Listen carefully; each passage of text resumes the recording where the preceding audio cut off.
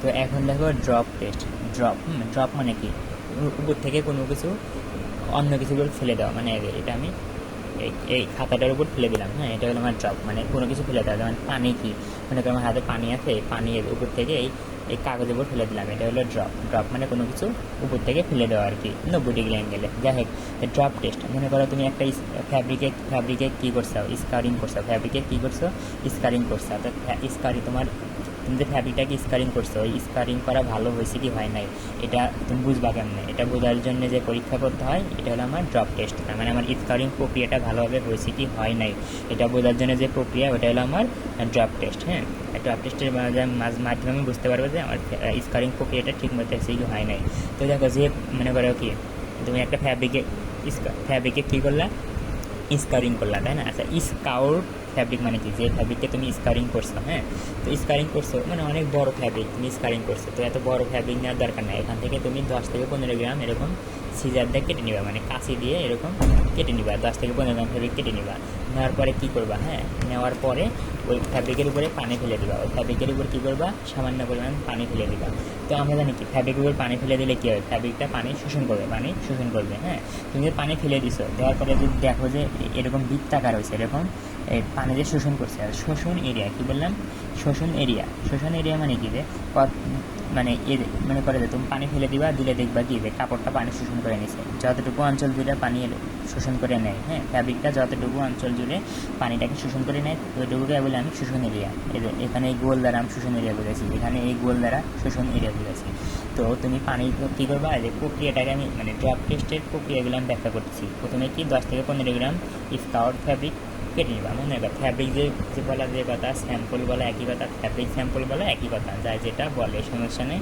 আচ্ছা, পানিকে কী করবা, তারপরে পানিকে ফ্যাব্রিকের উপর ফেলে দিবা।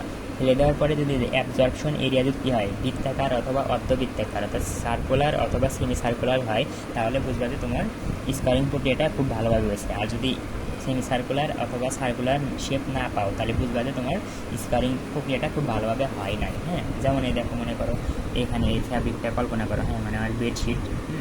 তো এই মনে করে পানি আছে, পানি নিয়ে আমি উপর থেকে এরকম ফেলে দিলাম। হ্যাঁ, এরকম ফেলে দিলাম। হ্যাঁ, মানে এই যে পানি শোষণ করে নেবে, পানি এই ফ্যাব্রিকটা কী করবে, পানি শোষণ করে নেবে। হ্যাঁ, এটা শোষণ করে নিলাম। হ্যাঁ, এই দেখো আমার কিন্তু সার্কুলার মানে বৃত্তাকার শেপ আসে নাই, তার মানে কি আমার এই ফ্যাব্রিকটা কিন্তু ভালোভাবে স্কারিং করা হয় নাই। কেন হয় নাই বলো তো, এটা বেডশিট। হ্যাঁ, বেডশিট আর কি ভালোভাবে স্কারিং করবে, তাই না? মানে লো কোয়ালিটি আর কি। তো খেয়াল করে, এটাই আমার কি, এটা হলো আমার মানে অ্যাবজর্পশন এরিয়া বা শোষণ এলাকা। তার মানে আমি স্পট টেস্টের উদ্দেশ্য কি, আমি দেখবো যে আমার শোষণ এলাকাটা কি বৃত্তাকার হয়েছে নাকি সেমি সার্কুলার হয়েছে নাকি হয় নাই। সেমি সার্কুলার অথবা সেমি সার্কুলারে বলবো যে আমার স্কারিং প্রক্রিয়াটা ভালো হয়েছে, আর ওটা না হলে খুব ভালো বুঝবো যে ভালোভাবে হয় নাই। যেমন এখানে কি, আর মনে রাখি যে এটা আমার ফ্যাব্রিক, যে এটা আমার ফ্যাব্রিক, এটা হলো আমার কি ফ্যাব্রিক, আর এটা হলো আমার অ্যাবজর্পশন এরিয়া। তো এখানে অ্যাবজর্পশন এরিয়া কিন্তু সার্কুলার বা সেমি সার্কুলার কোনোটাই হয় নাই। তার মানে কি, এখানে তার মানে কি, এই ফ্যাব্রিকটা আমার ভালোভাবে স্কারিং করা হয় নাই।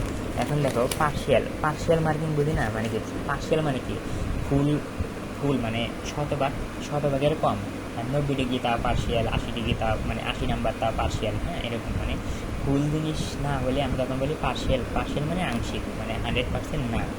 তো পার্শিয়াল স্কারিং তুমি কখন করবা? হ্যাঁ, যখন তুমি দেখবা যে তোমার স্কারিং করাটা ঠিক মতো হয় নাই, ভালোভাবে হয় নাই, ঠিক মতে মানে স্কারিংয়ে করছো, স্কারিং প্রক্রিয়াটা ভালোভাবে হয় নাই, তখন আমরা কী করি, পার্শিয়াল স্কারিং করি। তো পার্শিয়াল স্কারিং করার সময় কি, আমি অর্ধেক কেমিক্যাল ইউজ করবো। মানে শুরুতে মানে স্বাভাবিকভাবে স্কারিং করার সময় যে পরিমাণ মানে যত গ্রাম মানে যত কেজি কেমিক্যাল ইউজ করবো, পার্শিয়াল স্কারিং করতে আমি তার অর্ধেক, মনে করো আমি যদি শুরুতে মনে করো স্বাভাবিকভাবে আমি যদি 200 গ্রাম কেমিক্যাল ইউজ করে স্কারিং করে থাকি এখন, তাহলে আমি এখন মনে করো যে 200 অর্ধেক কত 100 গ্রাম কেমিক্যাল ইউজ করে পার্শিয়াল স্কারিং করবো। তার মানে পার্শিয়াল স্কারিং আমরা কখন করি, যখন আমার স্কারিংটা ভালোভাবে হয় না। তার মানে কি, যদি ভালোভাবে না হয় তখন আবার অর্ধেক পরিমাণ কেমিক্যাল দিয়ে আবার নতুন করে আমি কী করি, স্কারিং করি। যদি আবার অর্ধেক পরিমাণ কেমিক্যাল দিয়ে নতুন করে যে আমি স্কারিংটা করলাম, ওটা হলো আমার পার্শিয়াল স্কারিং।